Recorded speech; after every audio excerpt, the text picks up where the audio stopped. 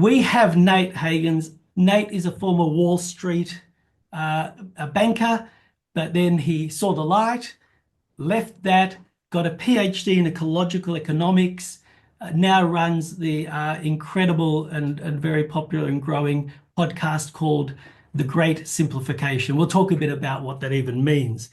Nate, I thought let's start straight into it. Um, and maybe just to frame how did you even get interested, involved in this work? Like the Great Simplification, the meta crisis. This is big stuff. Like what happened? Was there something that triggered your entry into this wild ride? Well, I've always been curious, and I think there's a lot of information in the world, and a lot of it is trivia. And when I was on Wall Street, one of my clients was trading oil futures, and I learned a lot about oil. I learned that it is unbelievably powerful for what it accomplishes for us. I learned that it is depleting. It's a stock, not a flow, and we're drawing it down millions of times faster than it was sequestered. And I learned that we don't pay the prices and the cost of the damage and the pollution from the products that come from oil in our prices. And so I got obsessed with all the big questions. And over the last 20 some years, I've come up with like a biophysical foundations of the human ecosystem, which are energy, money, and technology, ecology and the environment, and of course, human aggregate and individual brain and behavior. And so I think there's a lot of other things that we talk about in the news, but most of those things sit on top of the foundation of those three other things. And I keep learning, and I've learned a lot this year, in fact. So it's a big story. It's a fascinating story. It's the story of our time, and it's really the story of a species level conversation. We are approaching a rite of passage for Homo sapiens in the pathways that we go down in coming decades. Yeah, I think you're right. I mean, we do lots of rites of passage work, and I think it's great that you mention it even in that context because it is this shift from in the rites of passage we talk about moving from boy to man or girl to woman or from single to married or from from from We have to move career from to clever to elder. wise. And yeah, and it feels like this is sort of almost you know like a transformation that we haven't had to do before.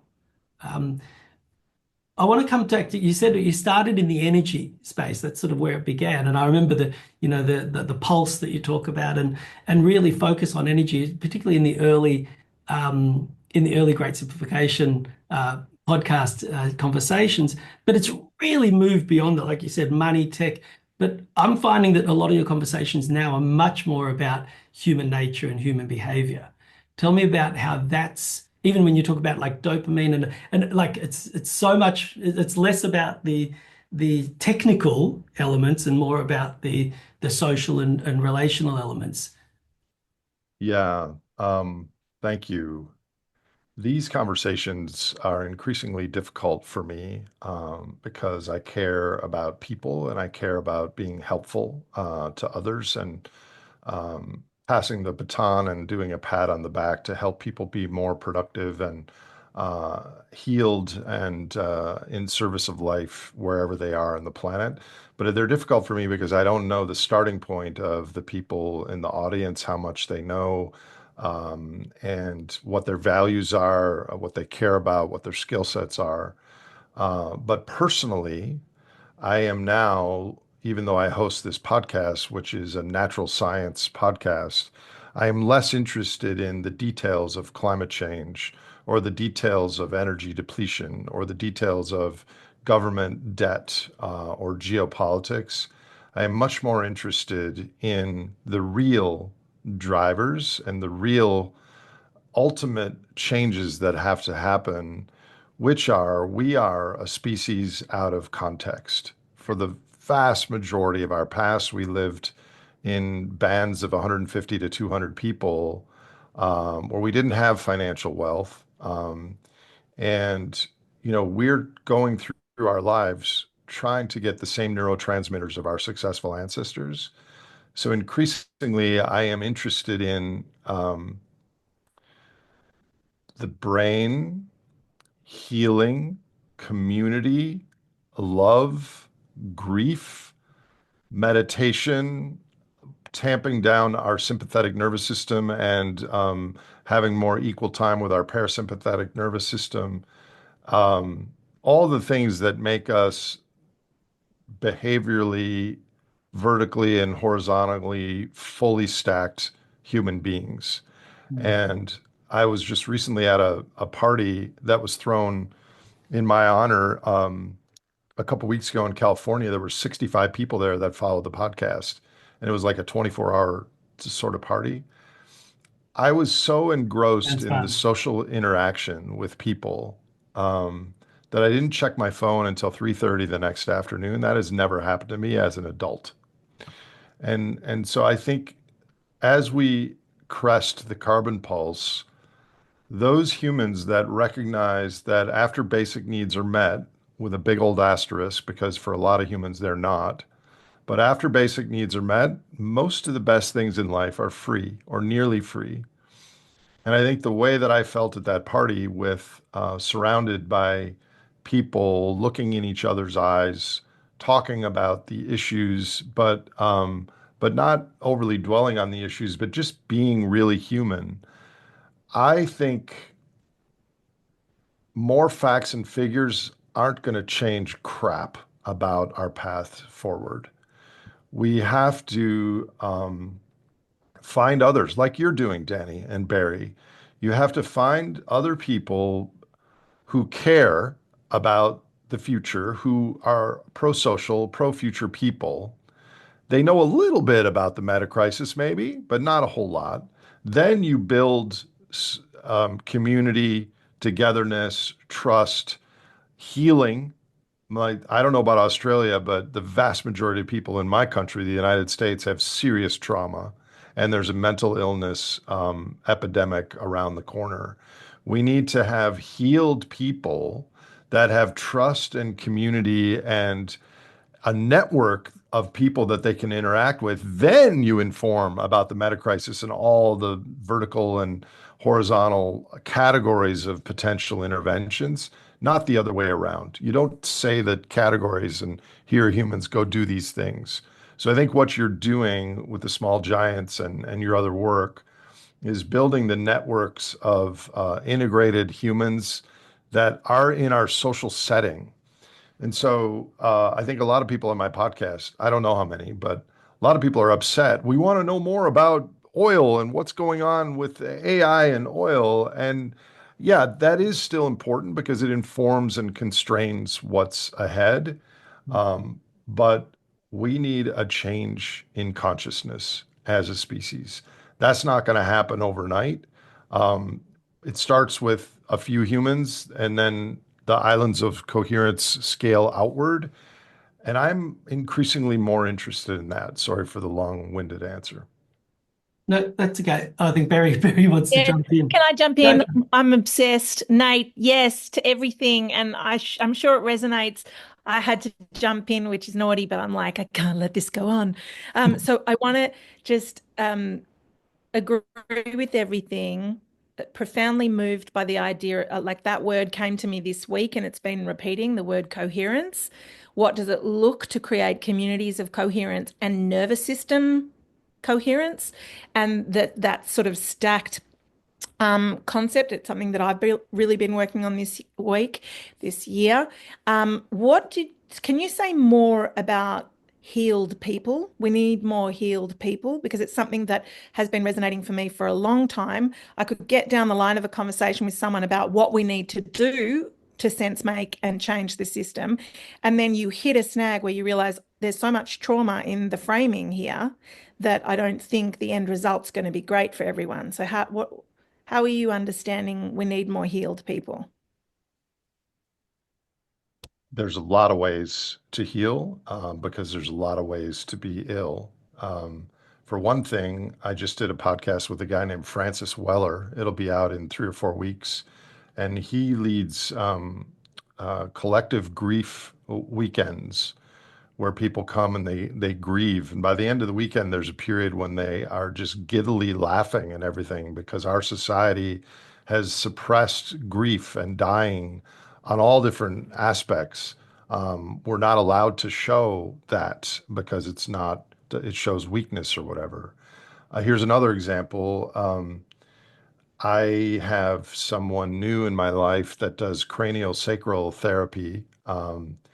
And she's like, yeah, I watched a bunch of your videos and they're really good. And you say a lot of good things and you could tell that you have a big heart and that you're authentic. But I could also tell that you are in a fight or flight or freeze mode when you're talking. And I didn't know that. I mean, I'm just talking. I know these things. I talk about them. So I think many of us are walking around with activated nervous systems, and I think there's lots of things all the way back to the Bible and the Greek philosophers and everything. We have to be kind to the world, but the first person you have to be kind to is yourself. And we're not going to help anyone in the future if we're not have the discipline and responsibility to take care of ourselves in all the ways. And we could spend the rest of the hour talking about all the ways. And full disclosure, I'm not that healthy where I want to be.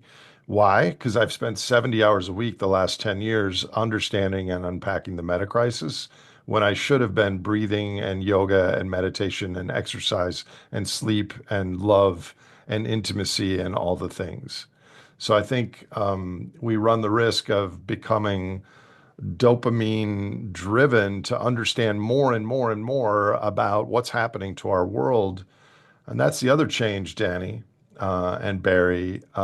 There's different scenarios. I don't know what's going to happen in the future, but I'm increasingly confident that this system of institutions and consumption and social norms has an expiration date.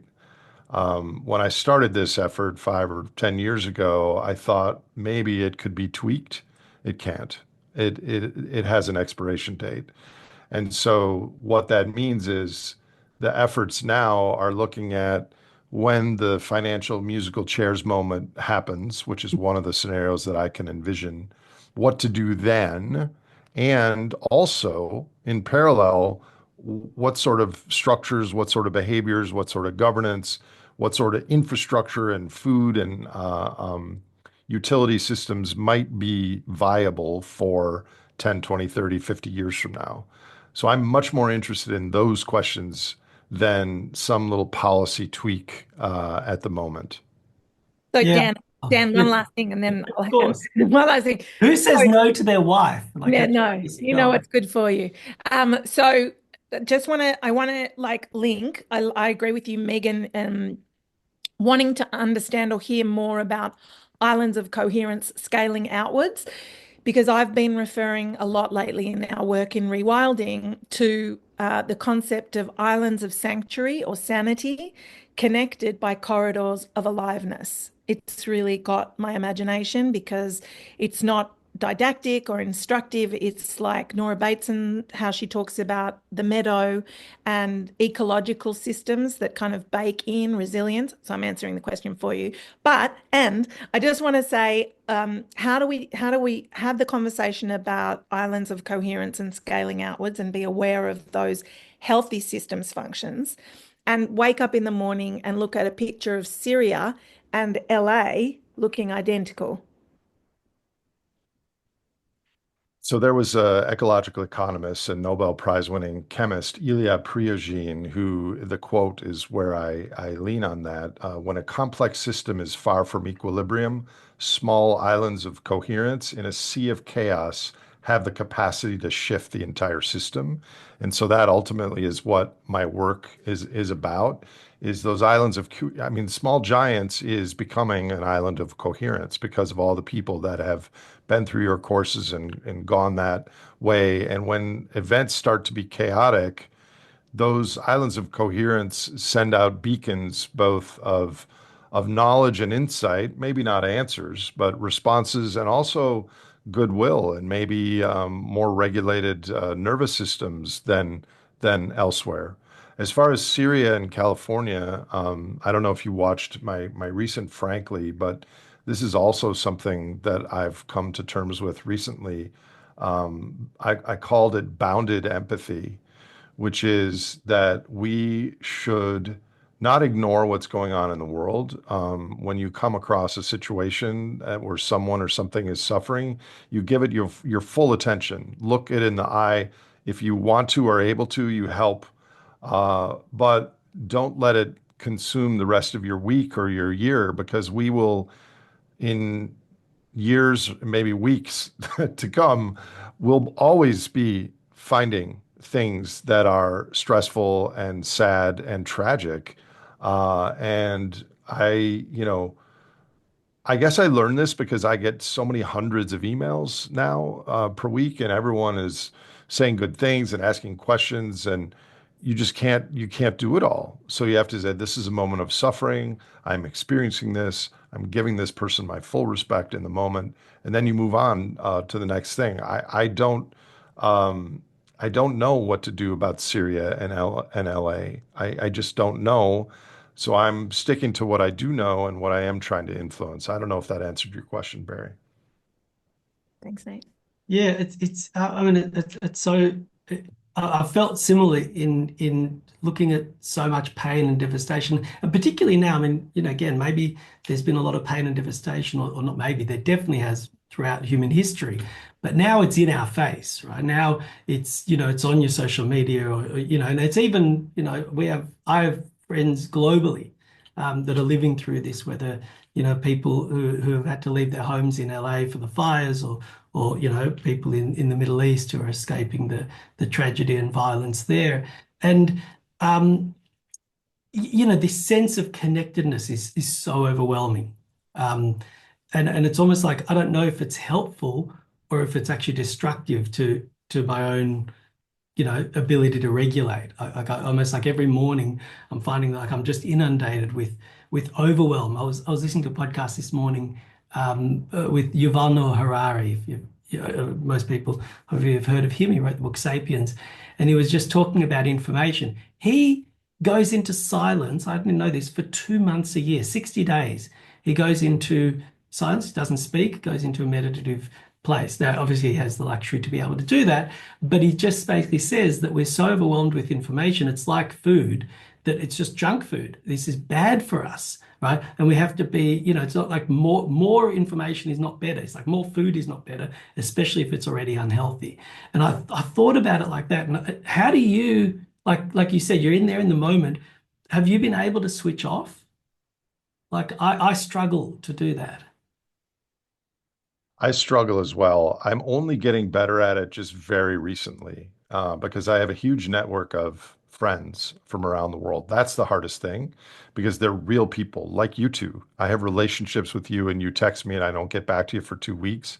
I feel badly internally about that, but you just can't. I mean, I have 100 Voxers or signals every day that I wake up and I have to prioritize. And everything going on in the world. I mean, Ukraine and Russia, you cannot. I actually don't. I just cursorily find the news because my podcast and my work isn't color commenting on what's going on this month and the little analysis of how this is going to affect the markets. I'm pretty confident of what's coming in the next 10 years. And so the story I'm telling has that sort of timeline. But I make a list every day of the things I have to do, like 60 things, and I get to 10 of them. And it used to make me really anxious and, oh my God, how did I not do that? And now I'm really practicing kindness to myself. I'm doing well, B plus, which is sufficient. And here's another awkward thing, Danny. You invite me to talk to your people as if I'm some expert on what to do. I'm maybe a moderate voice and analyst on the constraints of the human predicament because I've spent 20 years putting together. That doesn't qualify me to know the answers or what to do. So I feel like a little bit of a fraud telling others or recommendations on what to do in their lives. having said that, I have thought a lot about what won't work and what are the core things that are just kind of no regret strategies. And the world, 8 billion humans going forward, right now we use 19 terawatts worth of energy continuously. That's like 190 billion 100-watt light bulbs turned on 24/7 constantly. That's not going to continue. And Yeah. so to pre-simplify your own lives, and become less dependent on more money and more energy and more stuff indirectly helps planetary limits, but that's not the thing. It directly makes you more flexible and resilient in times ahead, especially if you've got a buddy that's doing the same thing or a group or an island of people.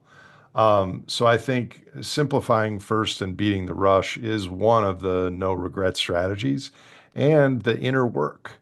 Um, the work on your own, satisfying and eventually putting to rest your ghost of dopamine past in each of our lives, and trying to have the evolutionary neurotransmitter cocktail that our successful ancestors bequeathed us to be a four-legged stool with dopamine, serotonin, oxytocin, and endorphins instead of 90% on the one-legged stool of dopamine. I mean, there's lots of things to do, but I'm not only a spokesperson about the Great Simplification, I'm also a client. It's I love the humility you put forward there, that, but I think many of us can see the sunset. I think what's incredible, and why I love talking to you, listening to you. Actually, Katja put in the chat your podcast on things that bring you joy helped her Mm. enormously, and is that a lot of us are seeing the sunset. It's almost like an artist. You're able to describe it in terms that make sense to people, particularly people on this call and me. So it is, you might not think that's unique because a lot of us are seeing it, but you have the ability to articulate it in a way that lands so unbelievably. And one of the things I think the great simplification, because again, I don't know how you come up with these terms, the ghost of dopamine past, like just brilliant. But the great simplification is also this beautiful term that sort of, I don't know, for some reason, whenever I even say it, I just feel, oh, okay, I can relax, you know. Um, but this tension, and we started this conversation almost in the inner work, the journey of the self, and how do we hold this. But let's move a little bit to that outer world as well.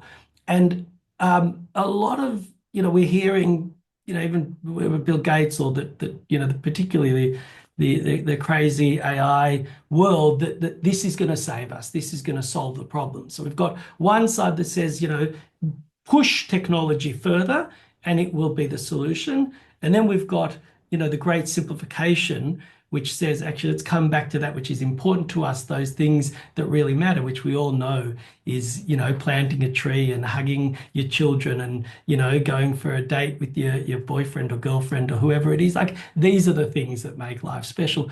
How do you talk to me about that tension? And also, what do you mean by the great simplification? How does it practically play out in the world where it's sitting on one side is technology solves it all, and the other side is we have everything we need today? This is another challenge, because to understand and agree with everything I've said so far, you kind of have to understand and see the sunset, as you say. So the Great Simplification was a very specifically chosen term to contrast with uh, complexification. And humans are problem solvers, and we've always been innovators. And many of our problems are many of our problems were solutions that came in prior decades. And we keep kicking the can forward. And every time we kick the can, we expand with new nodes and networks in a global system, fueled by available credit and fueled by finite liquid hydrocarbons. And so we have added complexity over the last couple centuries on the backs of the carbon pulse, the carbon armies, of which now we have 500 billion human worker equivalents of. And all of our technological business school projections are that this will continue in the future because they don't consider that energy underpins everything that we do in the economy, and that this energy will crest and decline, and you can't replace technology with energy. You can power technology with energy. So the great simplification is when things can no longer internationally at a 19 terawatt scale continue to add more and complexify further. And so it's the inverse of that, a simplification. And I like simplification better than the word collapse. First of all, because collapse is binary, yes or no. Simplification is already here for many. You mentioned Syria and LA.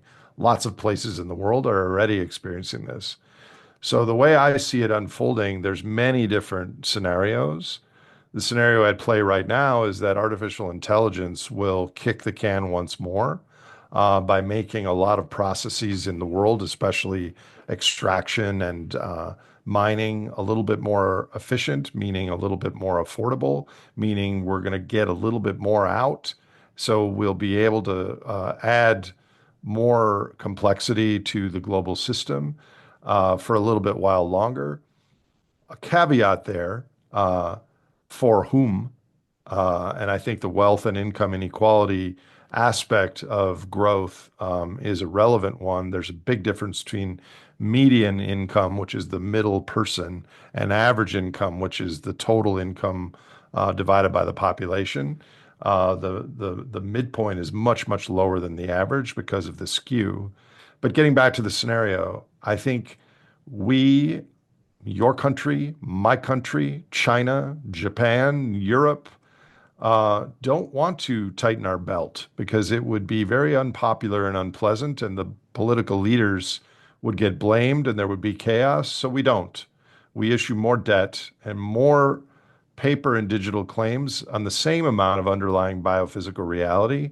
And because of our greed and our want to have more, we've allowed that to happen and we believe it's sustainable. But now we are doubling our debt every 8 years, and we're doubling our GDP, which is the income stream needed to service the debt, every 25 years or so. It's totally unsustainable. So my view is sometime in the next decade, there will be a financial musical chairs sort of situation where there'll be too many financial claims to be supported by the amount of resources and productivity in the economy, which leads to a Bretton Woods or a currency reform that ends up being a biophysical haircut on many countries and many people. Meaning, just imagine whatever you make or you have right now, that you have 30% less. If you make 100,000 Australian dollars a year, you make 70,000 overnight. You know, that sort of thing to equilibrate the new, the new structure, plus or minus. So I think that is simplified, but along the lines of something like that is what happens in the next decade or so. Now, how could I be wrong? Unfortunately, if I'm wrong about this, there's a very bad outcome on the back end. If I'm wrong, it's because we have some new innovation, some new technology, maybe AI, maybe something else that offsets the depletion of fossil carbon because it's so good that it boosts productivity further. And so we keep growing, we keep going. And the bad of that I mentioned is we continue to eat the earth and the other millions of species we share the planet with, and the ecosystems and the carrying capacity.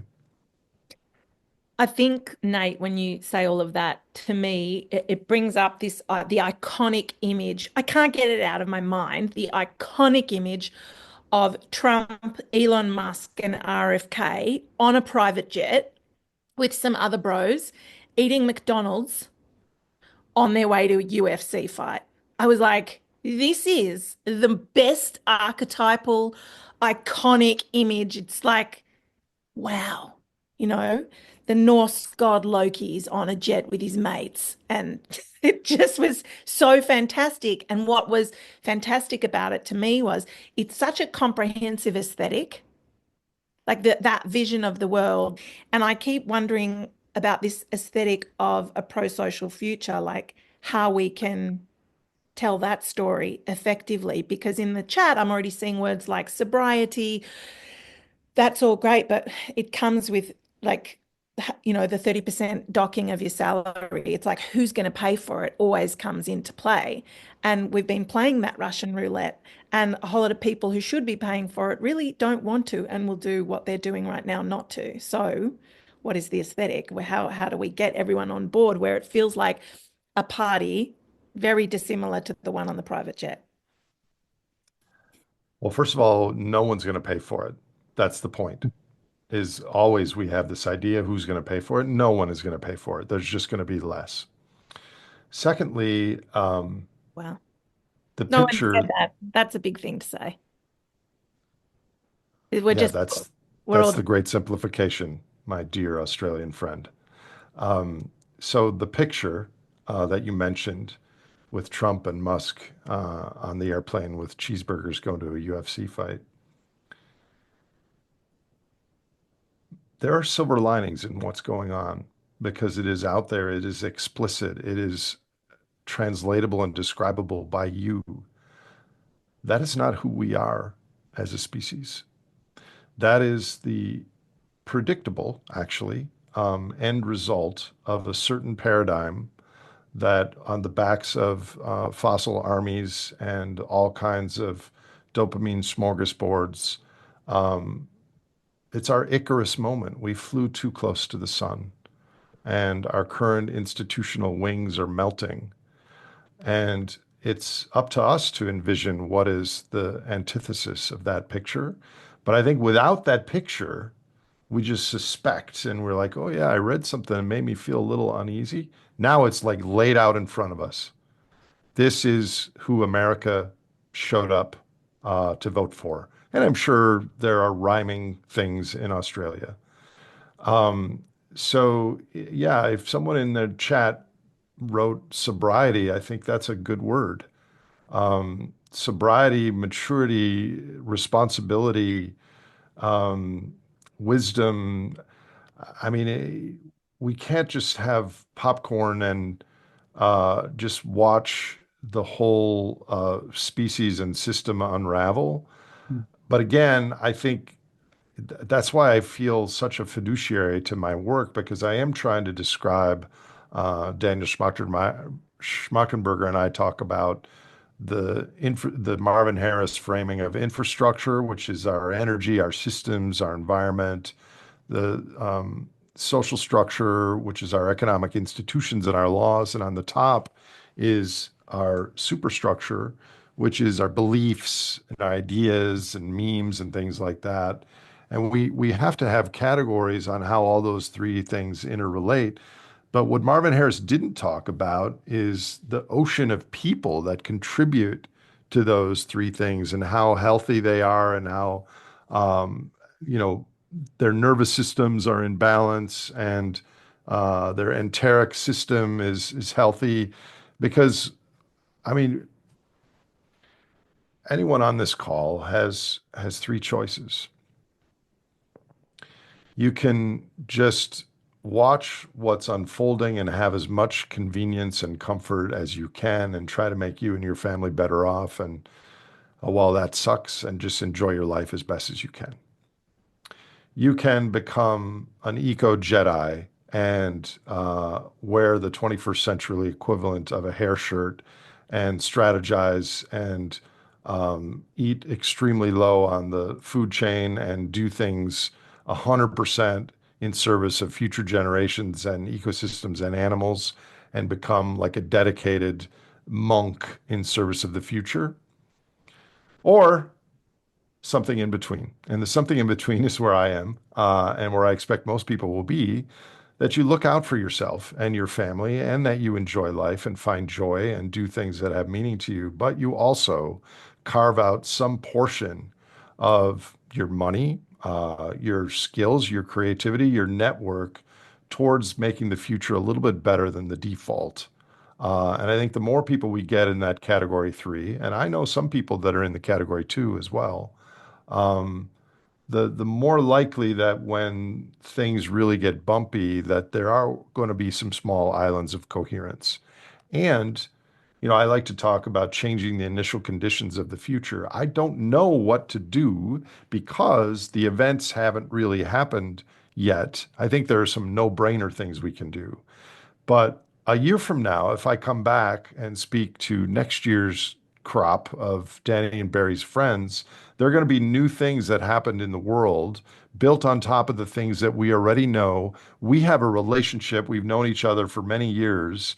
And those things are iterative and emergent. And all of a sudden, Danny's going to say, we should do this. And that's only possible because of all the work we've done in the past.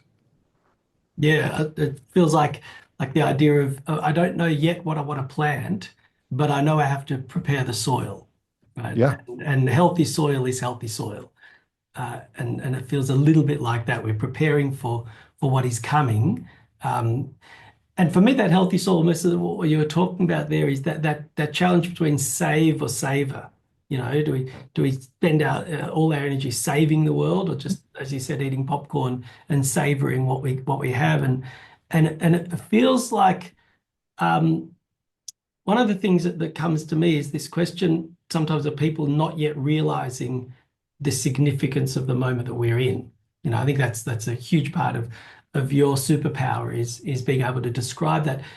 I'm guessing everybody joined this call because you guys know the sort of what's happening in the world enough to be interested in saying, what do we do about it?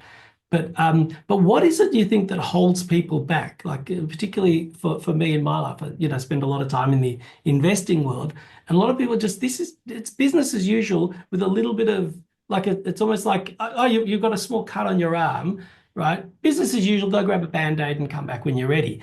And I'm like, no, no, no, this is like, you're bleeding from the main artery. This is not, it's Well, not business as usual. that's one of the things that's missing. First of all, is um, there's a values problem. The generation we grew up in values individual wealth accumulation as the approved cultural goal. And it's only been that goal for like 1/20,000th of our species history. Secondly, it's an education and perspective problem. There's a lot of narrow boundary because the more narrow boundary uh, you use, the more you'll be successful at that thing, especially money. Whereas an ecological view, a wide boundary view, there's a lot more nuance and context. But more important than that is what you said, is if it's just a scratch, that has one implication. If it is you're bleeding out, people can't acknowledge that. It would be the mother of all cognitive dissonances to say, Danny, you're right about all the things you've said. Because if your buddy, who you explain all the things about climate and species loss and plastics in our brain and the fish swimming poleward because there's not enough oxygen and oil's depleting at 40% a year and we're drilling more just to stay in place, it's a body blow to most people because it changes their built identities of themselves and their investments and the kids' college, and it changes so many things that it's too painful um, to access. And there isn't a direct, what do we do now? Yeah. Give 10% of your income to this sustainable food thing and things are going to be fine. There isn't an answer like that. And here's another point, which I've learned and felt recently. I used to think, oh, we need to get as many people as possible to understand this, and then they're going to self-organize and we're going to figure stuff out. I don't think a lot of people can handle hearing this whole story. And I think there are certain people, the privileged people on this call, that feel the calling to learn and also to do something.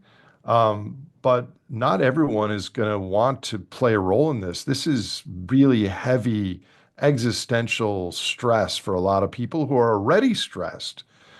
So I'm trying to grow my podcast. And some core advisors said, don't just go out and advertise to people. Um, you should grow your podcast by 10x at least, but do so in the following way. Are there people out there in the world that if they knew your podcast existed, that they would tune in and like it? That's your audience, not just general people to tell general people. I mean, for lots of reasons, I'm too nerdy and it's complex and scary stuff for all the reasons you know. But there are lots of people. There are lots of people in Sydney and Melbourne and Tasmania, and a lot of people in New Zealand follow my podcast who want to start doing things. I actually think one of the best recommendations is you cannot carry this alone.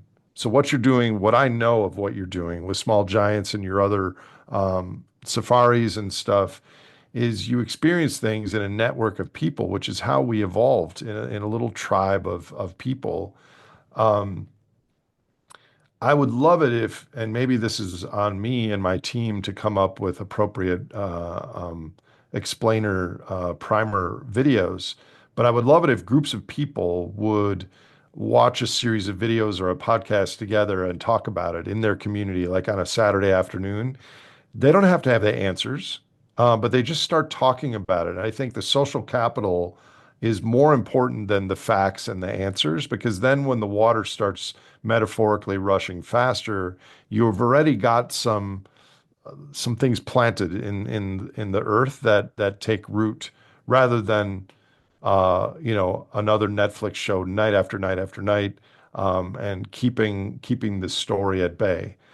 So here's the thing: humans are have a lifespan of 80 years plus or minus, but we are steep discount rated biological organisms. We care significantly more about the present than the future. We care about this weekend more than next weekend, and we care about next weekend more than the weekend after. It's called a hyperbolic discounting function. Here's the thing, though. If you really understand the great simplification and the logic of my podcast and some of the things we've talked about here, it actually empowers you to do the opposite of that. If you really believe it, it empowers you to take some personal responsibility, and someone mentioned sobriety, and start building a network and expanding your social capital. Start doing some physical things in your community. And, I'm not going to list a bunch of things because you're all different. By the way, tomorrow morning, which would be tomorrow night or this night for you, my new Frankly is coming out, and it's only 4 minutes long. It's asking people who follow the podcast, we have 120,000 followers, from around the world to submit a 3-minute video. What are you doing in your life, in your work, where you live, in response to the Great Simplification? And we have a dedicated website to it, and we're going to create a montage of like 1 and 2 minute clips to show, number one, the different races, creeds, colors, nationalities, ages, beliefs, skill sets from all around the world, to show this is a human story. This isn't about the United States, though the United States, unfortunately, is going to play an outsized role. All the humans are going to be affected by this. And number two is humans are 300% more likely to do an altruistic act if they see someone else doing an altruistic act.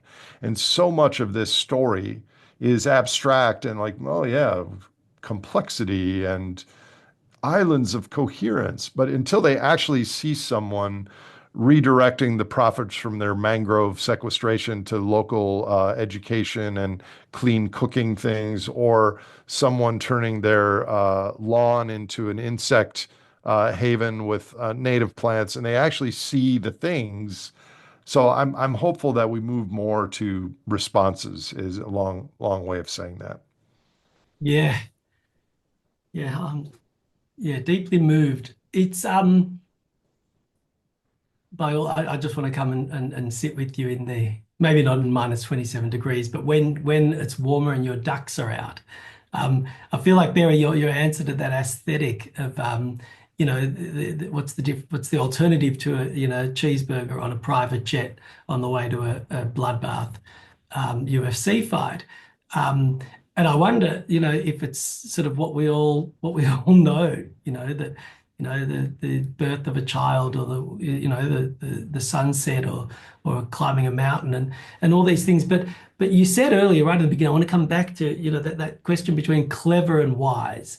And I remember one of the podcasts, I think it was with Daniel Schmachtenberger, that this sentence that you guys said, that like really, like, it was almost like burnt into my mind. Intelligence is outcompeting wisdom. Yeah. And I thought And that was a profound thing, because it's not smart people. They're smart. They're just not wise. And so much of what you talk about makes me feel like it comes back to sort of almost ancient wisdom, the wisdom that we knew once and have forgotten. so at the individual scale, intelligence outcompetes wisdom. And if you aggregate that at the macro scale, it means power is outcompeting life. Yeah. But we have, I mean, it's not all the humans that are that way. It's the metabolic overlay of our structure. And there's downward causation that we're very much like the machines on the Star Trek episode, The Borg, with the hive mind. The hive mind is the financial market. Yeah. And the US dollar is the fungible reserve currency of the world. And everyone is trying to get more of those to be able to turn into other things. And I think another fable that is applicable here is the tortoise and the hare, because obviously the hare is much faster, but in the long run, the tortoise actually won because the hare burnt out and ran out of gas. So those of you on this call, to tighten your belts and simplify first and do some of these more mundane, but ultimately rewarding things, you will appear and feel to be being outcompeted by your friends and peers in the near term. And at the same time, like the tortoise, you will be becoming more resilient, more flexible, and actually more empowering as a leader for the future. But that's difficult to see when we're surrounded by running hares all the time. So I do think that now is the species level conversation, and the more of us thinking and connecting and recognizing in our gut what's right and what's wrong. I don't know that power in the sense of AI and the financial markets and the tech bros can be defeated. But I think what comes next is emergent, and there may be something wonderful around the horizon that we can't yet envision. But yeah, I I mean, I I can envision it. I just had a vision of you here with us, Nate, in Melbourne. That was the vision that came to me. Sitting around the fire, we're playing the guitar, there's cooking together, there's harvesting from the veggie garden. And yes, you saw that vision too. Excellent. Well, for everyone who saw that vision, help us make that happen. We'll bring Nate if here on a if I was guaranteed to see a kookaburra and a platypus, I might consider it. You're Okay, guaranteed guys, to we've see a got a job. kookaburra. You're guaranteed to Um, see a kookaburra, maybe not a platypus. I'm conscious that our time is running out, and maybe I just wanted to make to ask for a reflection, because the word that comes to my mind, and also knowing you, having listened to hundreds and hundreds of hours of your podcast, and knowing you personally, the word sacred comes to my mind, and it feels like when we talk about wisdom, there's a conversation around what is important, what is sacred, that feels like it's not being had in the mainstream. And almost as I listen to your Franklies, and that one about what brings you joy, the one about the honoring, that person who, who honored you.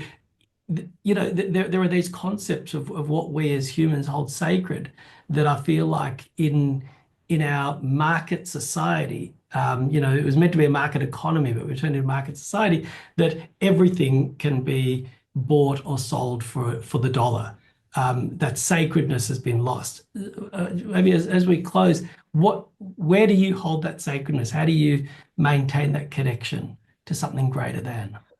there's a big dichotomy in our culture that we've gone from animistic to mechanistic, and we've lost that sense of we're part of the web of life. We humans are part of the web of life, and there is no separation.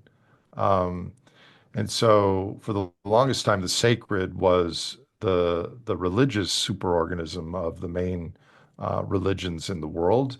But then the last 50, 80 years, the sacred became money and mammon, profit.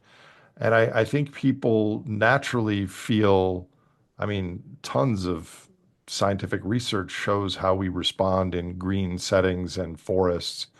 And that's going to lead us forward again, is our connection with nature. And I'm now, I mean, I'm also blessed because I leave my office and I can go with my dogs or ducks like in the land here. So I get recharged by nature all the time. But we do need a lot more humans standing up for valuing, loving, and protecting the places where they live. And if that happens at scale, it could help the whole place, which is the planet. Um, that's part of responsibility and sobriety. Have a meeting in your town council. Do we really want that new airport? What about that forest that you're planning on chopping down? Not on my watch, that's not coming down, or anything similar to that. So I do think I I feel that the species that don't have a voice in this conversation are sacred to me, and I feel responsibility to them. But I also feel like you, I mean, you and Barry and I have spoken probably 20 times in the last few years. Humans are sacred too. It's just that we've overshot our carrying capacity, and the bill is coming due. I think we spend too much time blaming and talking about what ought to be instead of looking at what is. But some humans are going to have to protect and value and carry some of nature on their shoulders, because who else is going to? Yeah. I mean, we do this work because we love the world. We do this work because Yeah, we love each we other. love the world. It's, Yes. we don't do it because we hate everyone. And I think maybe that's the orientation. That's the ultimate sacredness. We do it not for what we get, but for what we love. Nate, I love you. I love the work that you do, and love being able to have this conversation and share share this opportunity with everyone else here. I do want to remind everyone, like, this is like an hour. This is like the supercharged version. Hundreds, thousands of hours of Nate having these type of conversations with others on the Great Simplification. So absolutely, if you're not already, which I'm sure you are, get into it and tell everyone about it. We have the We Are Nature. So Nate talked about We Are Nature Wisdom and Action Forum coming up in April. We'll be talking about a lot of the themes that Nate just brought up around technology versus nature, save or savor, how do we finance nature? What is the politics of nature? We're going to talk about how we relate to this, really centering that concept of the Great Simplification that Nate really brought to us as part of the orientation. How do we connect back to that which is truly us? And we also have other things.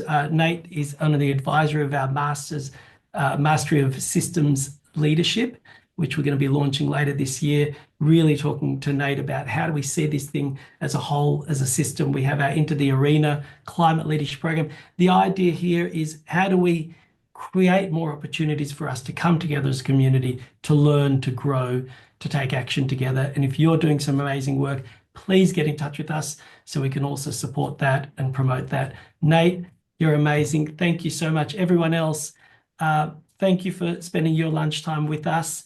For those in Australia, overseas, I don't know, hopefully it's not 3 a.m., but if it is, have a good sleep after this. We're in this together. We're in it because we love the world. I am just so honored that you guys are all with us on this journey. Thank you, everyone. Thanks, Team Jedi. Love you, Nate. It's up in the morning, it's on the downs, and little white clouds like a gambling